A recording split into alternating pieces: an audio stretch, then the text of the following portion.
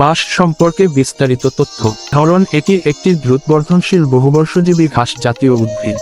উৎপত্তি প্রধানত এশিয়া, বিশেষ করে চীন, ভারত, বাংলাদেশ এবং দক্ষিণ পূর্ব এশিয়ায় বিস্তৃত। একটি ছোট গ্রামে বসবাস করত আবির নামে এক সৃজনশীল ছেলে।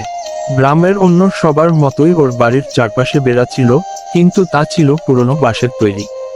একদিন ওর মাথায় দারুণ একটা আইডিয়া এল, বাঁশ দিয়ে নিজের বাড়ির জন্য একদম ইউনিক বাউন্ডারি ওয়াল বানাবে। বাঁশ দিয়ে নকশা করে ওয়াল বানল। প্রতিবেশীরা প্রথমে হাসাহাসি করলেও ধীরে ধীরে তারা অবাক হয়ে গেল। বাঁশ দিয়ে কিভাবে এমন সুন্দর ওয়াল তৈরি করা যায়। সেই বাউন্ডারি ওয়ালটা শুধু শক্তই নয়, বরং অসম্ভব সুন্দরও। এখন সবাই আবিরের বাড়ির সামনে দাঁড়িয়ে ছবি তোলে। কেউ বলে, এটা তো একখান শিল্পকর্ম। আবির হেসে বলে, স্বপ্ন আর বাঁশ দুটোর মিশ্রণেই তৈরি হয়েছে এই দেয়াল। এভাবেই সাধারণ বাঁশ থেকে জন্ম নেয় সৌন্দর্য।